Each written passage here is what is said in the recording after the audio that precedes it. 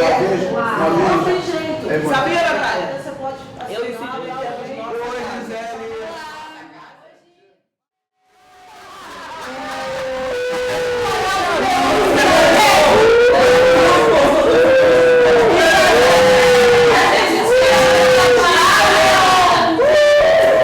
Engraçado que ficou todo mundo quieto esperando eu terminar de falar. Botando aí pra meio. Rapidinho. Não foi aqui não. O Beto vai chegar depois e a Loma vai fazer vídeo, tá? Eu acho que a gente vai dar um passinho atrás. Bom, eu sou Marielle, estou na construção da comissão e do mandato desde o início. Quando eu falo de dar um passinho atrás, é porque eu acho que quando o Sidney traz de 2007 a 2009, acho que é um corte. Mas para a gente pensar o lugar histórico que fundamentou a Comissão de Direitos Humanos, e acho que por mais institucional que seja a Comissão de Direitos Humanos, a gente também precisa lembrar que ela tem uma presidência, que tem um processo de eleição, que se não tivesse mandato não tinha Comissão de Direitos Humanos, né? Começa essa luta, esse lugar, que aí também eu aproveito para apresentar e para falar um pouco da história. Acho que esse momento é um momento de celebração, e mais uma vez como a gente construiu e aprendeu junto, com comida, com mesa, com conversa igualitária, assim, das construções que a gente vai fazendo, que a gente vai acumulando, né?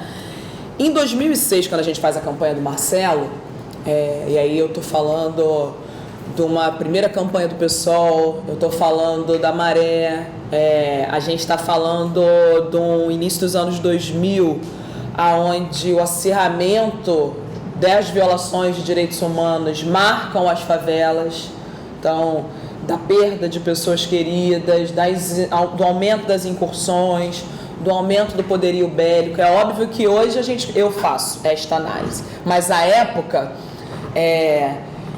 eu estava fazendo a campanha de um professor de história que estava falando de direito à vida, de direito à vida na favela. Em março de 2006, eu participei na Cinelândia do início da campanha contra o Caveirão. Acho que esse é um marco importante. Eu não acompanhava muito os movimentos de direitos humanos, de moradia com relação à violência nesse sentido. Tinha ouvido, não posso me identificar, sabia, óbvio, da chacina do Borel, mas aquilo não me marcava como passou a marcar o marco ali, a campanha contra o Caveirão. E a aula que o Marcelo dá no pré-vestibular comunitário. Eu já estava na universidade, mas fui enquanto favelada e não ter o direito à educação de qualidade, para mim foi necessário fazer o pré-vestibular comunitário. Então, no início de 2006, o Marcelo, enquanto professor de história, vai dar uma aula da ditadura de ontem e de hoje, e desse lugar das construções do que fazia a gente pensar por que estava morrendo gente nossa, né? Bom, e nisso a gente faz um processo eleitoral marcado por um processo pedagógico que era falar: nós temos direito à vida, nós favelados temos direito a viver e a não morrer. Felizmente, ele foi o último deputado eleito com o coeficiente eleitoral da Heloísa Helena, que era presidente, que foi candidata a presidente à época. O Marcelo entra com 13 mil e poucos votos. E acho que hoje, estando no lugar de vereador, acho que esse é um elemento importante para a gente entender a conjuntura política. Ele foi o último deputado a entrar com o coeficiente eleitoral. Então, a gente chega na Assembleia Legislativa em 2007...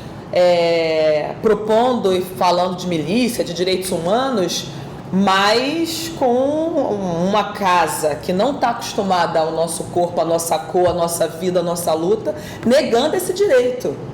A Comissão de Direitos Humanos não estava dada. Essa luta de direitos humanos não estava dada. E pelo contrário, o Marcelo houve, é óbvio que inevitavelmente a gente vai falar do Marcelo enquanto figura, mas a gente era marcado por isso também, que estava chegando agora e estava querendo sentar na janela. De uma luta de quem está falando de direito de favelado. Enfim, então, desde o primeiro momento, a disputa pela presença na Comissão de Direitos Humanos foi um processo de acerramento, assim como na Comissão de Educação. Pelo menos que a minha memória são as duas que ele está logo de pronto. E acho que a de educação ainda era suplente. Bom, e a gente tinha o histórico do presidente o Alessandro Molon, que era presidente da comissão, também ser uma pessoa atuante e ter sido reeleito. Não tinha um vácuo para o Marcelo entrar. Teve uma disputa, teve uma construção. Bom, então nós ficamos na vice-presidência da Comissão de Direitos Humanos de 2007 a 2009. Acho que o Sidney traz já esse histórico, não vou me repetir.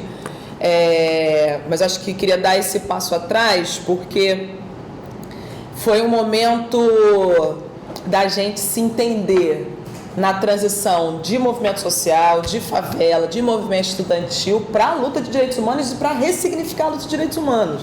E aí já lembrando assim de momentos que marcam, acho que tem vários, mas determinado momento de março, eu não vou lembrar o ano, tentei catar aqui na cabeça, enfim, não lembrei, mas a primeira vez que a gente mediou num março, no ato do Edson Luiz, na porta da Alerj, quando o Caveirão vem para a porta da Alerj violar direito da galera do movimento estudantil que ali estava protestando por um menino que foi vítima desse processo, dessa ditadura lá atrás, 68. Então, assim, e pra gente que tá, e é óbvio, né, que tá na favela, vivendo, né, tudo que o Caveirão trazia, organiza, e muita da gente que não vivia isso passou a viver ali, porque xingou, jogou água, foi pra cima, teve bomba. E eu não estou falando isso, pelo menos eu tenho certeza, assim, não foi nos últimos 5 anos. Então não é de 2013 para cá. Não, a gente não está falando disso no momento de maiores violações desse Estado. A gente está falando lá atrás, o que o favelado estava acostumado a ser violado pelo Caveirão, e o Caveirão vem.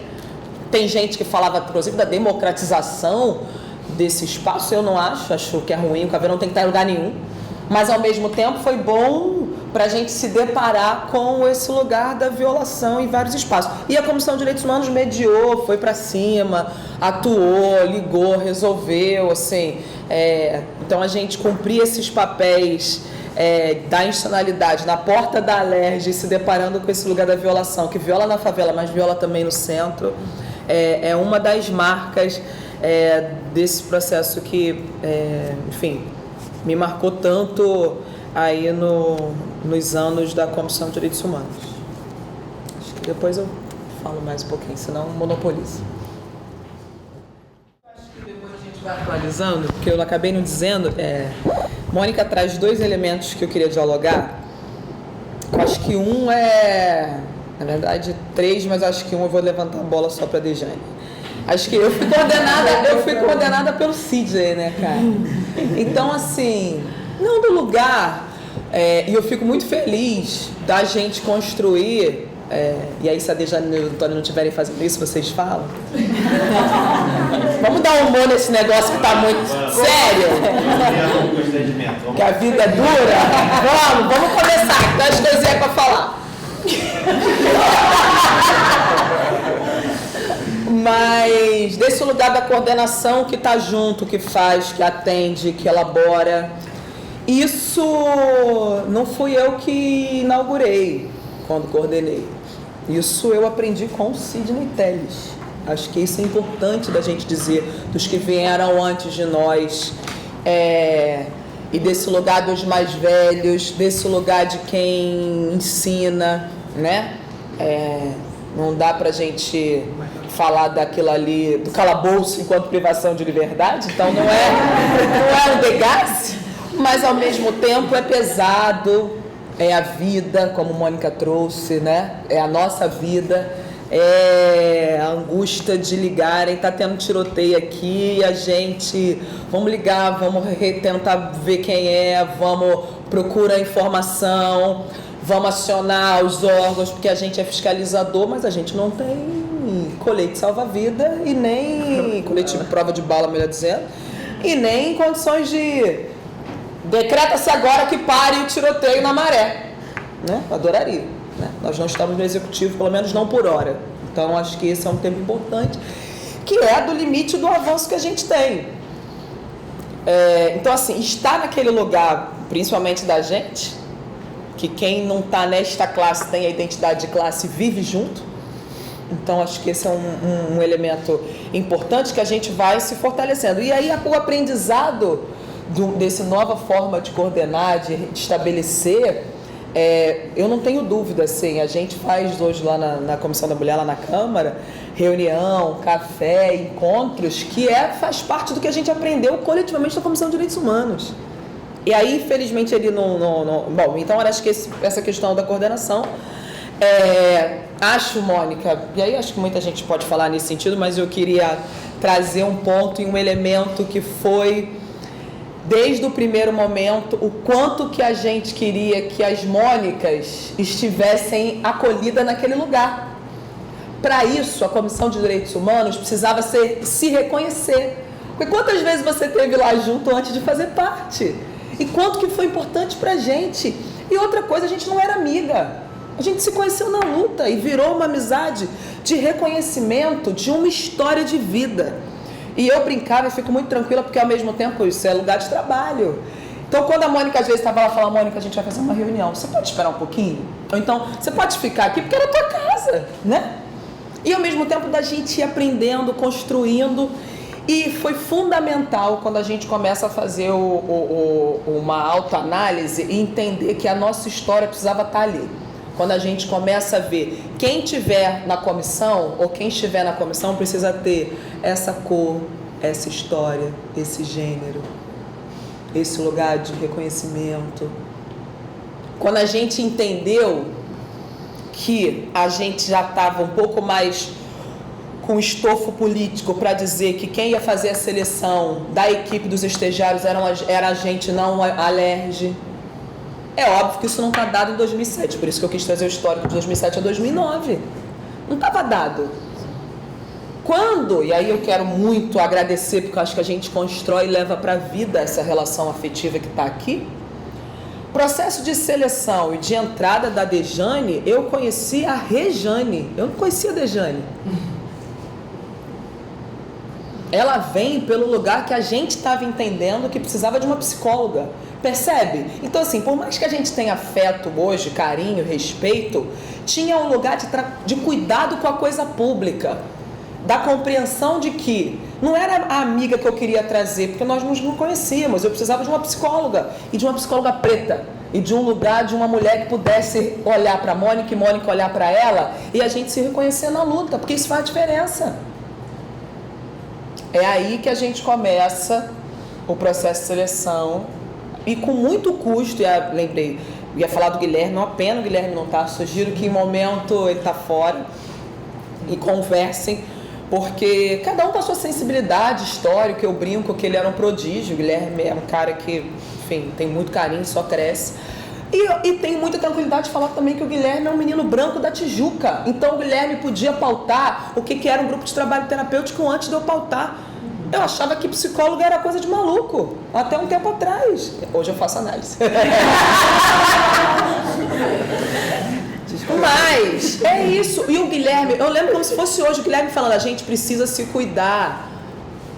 Acho que o Sidney se não falou depois, né? Porque eu acho que esse é um histórico importante, esse grupo, que hoje a gente está dando uma entrevista, mas isso aqui se assemelha muito ao grupo de trabalho terapêutico, depois estabelecido pela Dejane, mas num processo que a gente só faltava se matar.